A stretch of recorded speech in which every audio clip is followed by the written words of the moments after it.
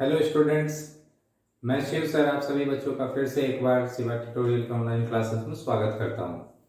आज बच्चों हम लोग जो है पॉलिनोमियल्स के इंट्रोडक्शन के बाद हम लोग दूसरे भाग पे पहुंचे हुए हैं। उसका कल पिछले वीडियो में हमने आपको उसके एक्सरसाइज का थोड़ा सा 2.2 एक्सरसाइज के बारे में आपको बताया था, एक दो क्वेश्चन सॉल्व करके 2.1 भी सॉल्व किया था। अब हम लोग जो है 2.2 के कुछ क्वेश्चंस जो है बच गए हैं, रेस्ट क्वेश्चंस को हम सॉल्व करेंगे। कोशिश करूंगा मैं उन बच्चों को भी इस वीडियो में स्वागत है जो बच्चे सीबीएसई बोर्ड से हैं, बिहार बोर्ड से हैं, आईसीएसई बोर्ड से हैं, क्योंकि हम कोशिश कर रहे हैं कि इसको हिंदी और इंग्लिश दोनों में आपको समझाने की कोशिश करें, ताकि आपको बोर्ड पॉइंट ऑफ व्यू से ये बहुत ही इंपॉर्टेंट है और आपको समझ में भी आए। फिर भी आपको कहीं भी डाउट रहता है तो आप कमेंट बॉक्स में जाके अपने डाउट्स को छोड़ दें। अब चलिए हम लोग स्टार्ट करते हैं अपना नेक्स्ट टॉपिक पॉलिनोमियल्स का, एक्सरसाइज नंबर 2.2 का क्वेश्चन नंबर जो फर्स्ट है। फर्स्ट का क्वेश्चन नंबर में कुछ फैक्टराइजेशन आपको बच गया होगा, तो हम कुछ फैक्टराइजेशन कर देते हैं। जैसे हमारा एक फैक्टराइजेशन है तो इस पे सपोज कर लेंगे हम, लेट यानी माना कि एफ या पी, क्योंकि यहाँ फंक्शन एस के रूप में, यहाँ चर क्या है, वेरिएबल क्या है, एस के रूप में है, तो P S 4s square minus 4s plus 1। ठीक है, तो इसको क्या करना है, पहले आपको इसको फैक्टराइज करना है। तो सबसे पहले हम लोग फैक्टराइज करेंगे, जैसे कल किए थे हम लोग फैक्टराइज, दोनों को मल्टीप्लाई कर दें और उसके बाद उसको दो भागों में तोड़ दें। अब मल्टीप्लाई करने पे हमको क्या आता है, या आप उसको जो है मिडिल टर्म फैक्टराइजेशन नहीं करके आप इसको जो है फॉर्मूला बेस्ड पे फैक्टराइज कर सकते हैं। तो 4s square minus 2s plus 1, दो में तोड़ेंगे, दोनों को जोड़ेंगे तो -4s आ जाएगा, और दोनों को मल्टीप्लाई करेंगे तो क्या आएगा, प्लस 4s स्क्वायर, जो कि आपको ये दोनों को मल्टीप्लाई करने पे आ रहा है। ठीक है, अब आप कॉमन ले लें बारी बारी से। 2s कॉमन हो गया तो यहाँ क्या बच गया हमारा, 2s माइनस 1, और यहाँ -1 कॉमन ले लेंगे तो 2s माइनस 1, हमारे क्या आ गया वैल्यू, 2s माइनस 1 हो गया और 2s माइनस 1 हो गया। अब 4 zeros F P S equal to क्या हो जाएगा, 0 के बराबर कर देंगे। ठीक है, अब हम लोग जो है इसको 0 के बराबर करेंगे तो क्या आ जाएगा आपको, 2s माइनस 1 इक्वल टू 0 और 2s माइनस 1 इक्वल टू 0। तो दोनों जीरोस इसका आ गया 1/2, और यहाँ भी s इक्वल टू आ गया 1/2। ठीक है, तो शून्य के लिए हमने क्या लिखा था हिंदी में, शून्य के लिए ps इक्वल टू इतना। ठीक है, अब हम लोग जो है इसको चेक करेंगे कि ये इसके संबंध जो है सही है कि नहीं। तो एक हम चेक करके आपको बता देते हैं फिर से, और फिर हम आगे के क्वेश्चन में सिर्फ फैक्टराइज कर देंगे, चेक करेंगे इसको, जांच। ठीक, क्या हो जाएगा हमारा, अल्फा और बीटा मान लीजिएगा, दोनों को लेट मान लेंगे, अल्फा इक्वल टू 1/2 और बीटा इक्वल टू 1/2।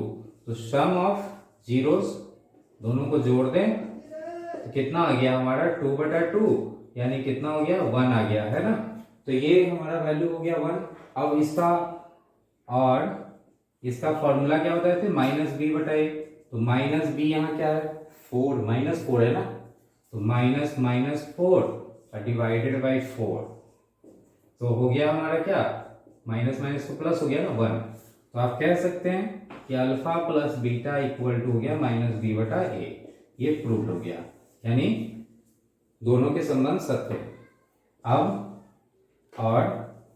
एंड हम लोग पहुंचेंगे अगले भाग पे, क्या, मल्टीप्लीकेशन, अल्फा इंटू बीटा, 1/2 को मल्टीप्लाई करते हैं तो क्या आता है, 1/4 आता है।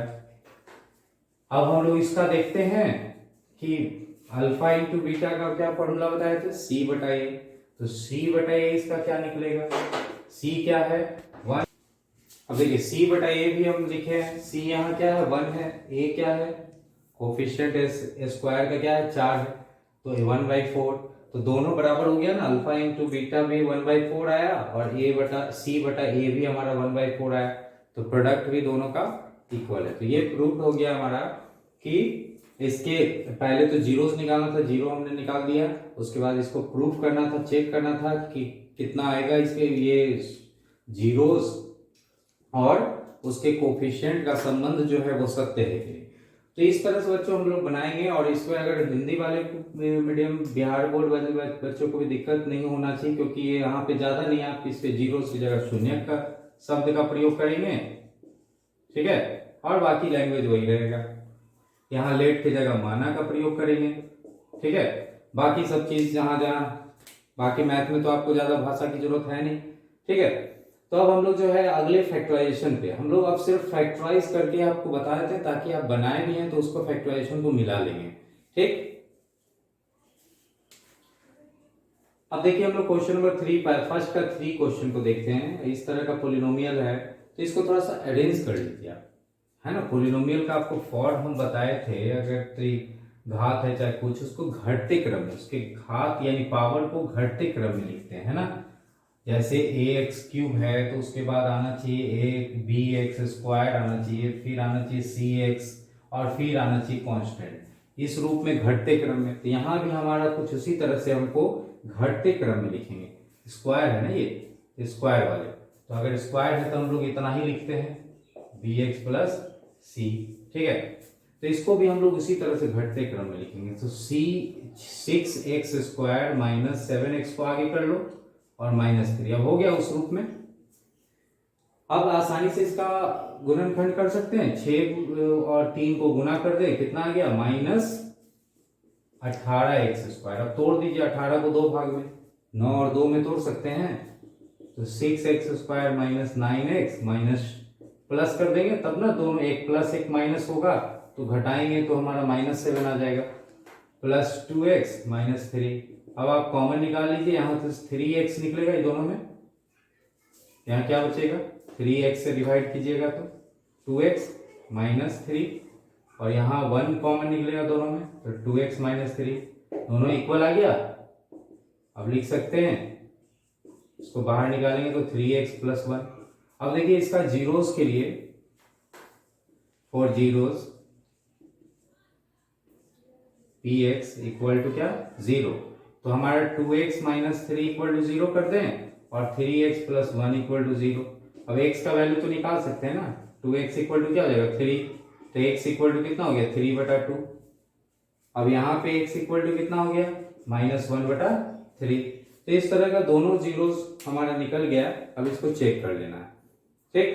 तो ऐसे क्वेश्चन है आपको, क्वेश्चन नंबर 4 में भी इसी तरह का है, थोड़ा सा उसमें ही बता देते हैं आपको। चलिए क्वेश्चन नंबर 4 को हम लोग देखेंगे, देखते हैं। यहाँ पे हमको 2 ही टर्म है, 2 टर्म है, लेकिन यहाँ थर्ड टर्म नहीं है। थर्ड टर्म नहीं है यानी कांस्टेंट नहीं है, कांस्टेंट को क्या समझना है 0 समझना है, ठीक है।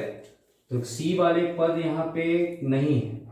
जब कोई भी पद अगर आपको इस रूप में है ना, क्वाड्रेटिक है ना ये, अब इस रूप में है, इसमें से तीसरा पद नहीं है, तो तीसरा पद तो आपको 0 हो गया है, ठीक। तो आप इस इतना ही को फैक्टराइज कीजिए, 4u तो कॉमन हो जाएगा ना इसमें, तो 4 दोनों में। सबसे फैक्टराइजेशन का सबसे पहला नियम क्या है कि पहले देखेंगे कि कॉमन क्या निकलता है। कॉमन निकल रहा है 4 से दोनों कट रहा है, तो 4 आप बाहर निकाल लीजिए, u भी दोनों में है तो u भी बाहर निकाल लीजिए। अब 4u से डिवाइड करेंगे इसको तो u बचेगा, 4u से इसको डिवाइड करेंगे तो क्या बचेगा 2 बचेगा, ठीक है। तो इस तरह से हमारा इसका फैक्टराइजेशन हो गया है। अब हम इसको क्या करेंगे 4 जीरोस, बहुत सिंपल है ना, 4 जीरोस के लिए उसी तरह से pu = 0 कर दें तो 4u = 0 हो जाएगा और u + 2 = 0 हो जाएगा। तो एक u = 0/4 मतलब 0 और एक u = -2। अब इसी तरह से क्वेश्चन नंबर हम लोग 5 का फैक्टराइजेशन भी देखते हैं, वहां t के रूप में है, तो हम लोग क्या लेंगे pt = t² - 15 कहता है, t² - 15। तो ये 15, इसको आप फैक्टराइज कीजिए, एकदम उसी फॉर्मूला का यूज करेंगे जहां इस रूप में है। यहाँ पे क्या नहीं है, बीच वाला पद नहीं है ना, x वाला यहाँ है, t वाला पद नहीं है। तो आप इसको ऐसे समझ सकते हैं 0t है, बीच में क्या नहीं है t वाले पद नहीं है, तो उसको 0 ले लेना है, ठीक। अब इसको आप ऐसे फैक्टराइज कीजिए, इसको आप लिख सकते हैं रूट 15 का स्क्वायर, तो 15 ही आएगा ना, रूट 15 का स्क्वायर क्या आएगा, 15 आएगा। अब ए स्क्वायर माइनस बी स्क्वायर के फॉर्मूला पे हो गया, तो एक बार प्लस कर दें और एक बार माइनस कर दें, ठीक है, क्योंकि आपको फॉर्मूला पता होगा ए स्क्वायर माइनस बी स्क्वायर का, ए प्लस बी होता है एक बार और एक बार ए माइनस बी होता है, ठीक है। अब इसका जीरोस निकाल सकते हैं, तो t plus root 15 equal to 0 कर दीजिए, t minus root 15 equal to 0 कर दीजिए, तो t इक्वल टू हमारा माइनस रूट 15 आया और t इक्वल टू 15 आया, रूट 15। तो इस तरह से आप ऐसे भी इसका जीरोस निकाल सकते हैं, और नहीं तो डायरेक्ट भी आप निकालेंगे तो इसी तरह का आएगा। अगर आप इसको कर देते t square minus 15 equal to 0, तो टी स्क्वायर इक्वल टू 15 होता, 15 उधर जाता, तो अब टी का वैल्यू निकालते तो रूट अंडर 15 होता। तो बताए थे आपको कि टी रूट से जब भी कोई चीज निकालेंगे तो प्लस माइनस बाहर आएगा, दोनों रूट में प्लस माइनस, रूट 15 हो गया। तो यहाँ भी तो वही चीज आया ना आपको, एक बार माइनस में एक और प्लस में। तो आप ऐसे भी फैक्टराइज इसको कर सकते हैं और ऐसे भी कर सकते हैं, ठीक है। अब हम लोग जो है एक और इसमें फैक्टराइजेशन बच गया, उसको देखते हैं। अब ये क्वेश्चन में भी आपको इसी तरह से इसको फैक्टराइज करना है, बहुत ही सिंपल है। इसको क्वेश्चन नंबर 6 है ये, इसको भी ऐसे कीजिए, इसको गुना कर दें साइड में, तो क्या आ जाएगा माइनस 12x स्क्वायर। अब 12 को दो भाग में तोड़िए, कितने कितने में टूट सकता है ये, 4 और 3 में तोड़ेंगे, क्योंकि ऐसे तो 12 आपको 6 गुना 2 में भी तोड़ सकते हैं ना, तो 6 और 2 को घटाएंगे तो आपको 4 आएगा, लेकिन 4 तो बीच में नहीं लाना है, बीच में क्या लाना है, -1 आना चाहिए। तो क्या करेंगे हम इसको और भी तोड़ सकते हैं ना, 4 और 3 में तोड़ सकते हैं। तो 4 और 3 में तोड़ेंगे तो आसानी से 4 में से 3 घटाएंगे तो आ जाएगा, है ना, माइनस में आ जाएगा 1। तो 3x स्क्वायर माइनस लिख देंगे 4x को और प्लस लिख देंगे 3x को और माइनस को। अब आप कॉमन ले सकते हैं, इसमें तो कॉमन x ही होगा ना, तो क्या हो गया, इसका कॉमन ले लीजिए x, तो हो गया 3x और -4। इसमें कॉमन हो गया 1, तो 3x माइनस 4, तो एक आ गया x प्लस 1 और दूसरा हो गया 3x माइनस 4। अब जीरोस के लिए आप दोनों को 0 से बराबर कर दें, ठीक है। तो एक का वैल्यू हो गया -1 और दूसरा हो गया आपको 4/3। तो इस तरह से हम लोग पहला क्वेश्चन का सॉल्यूशन देखे, और उम्मीद करेंगे कि आपको ये फैक्टराइजेशन मेथड जो है समझ में आया होगा। और इसमें जीरोस निकालने के बाद आपको वही सारा प्रोसेस लगाना है चेक करने का, क्योंकि इसमें भी चेक करना है पूरा। अब क्वेश्चन नंबर 2 हम लोग देखेंगे, उसमें कहता है, क्या लिखा है कि एक द्विघात बहुपद ज्ञात कीजिए। देखिए क्वेश्चन नंबर 2 कहता है बच्चों कि एक द्विघात बहुपद ज्ञात कीजिए। आपको क्या ज्ञात करना है, क्वाड्रेटिक पोलिनोमियल्स, क्वाड्रेटिक पोलिनोमियल्स आपको फाइंड आउट करना है, जिसके जीरोस शून्यकों का योग यानी सम ऑफ जीरोस दिया हुआ है और उसके गुणनफल यानी प्रोडक्ट ऑफ जीरोस, इस तरह की संख्याएं जो दी हुई है क्वेश्चन में ये दिया हुआ है। तो आपको इसको निकालना क्या है, इसमें क्वाड्रेटिक पोलिनोमियल निकालना है। तो इसके सॉल्यूशन जानने से पहले आपको पता होना चाहिए कि क्वाड्रेटिक पोलिनोमियल कैसे आप निकालेंगे। तो क्वाड्रेटिक पोलिनोमियल्स का फॉर्मूला आपको क्या होता है, क्वाड्रेटिक पोलिनोमियल यानी द्विघात बहुपद निकालने का px इक्वल टू मान लेते हैं, तो क्या होगा, x square minus sum of zeros into x plus product of zeros, और उसको एक कांस्टेंट से मल्टीप्लाई कर दें k से, ये फॉर्मूला है।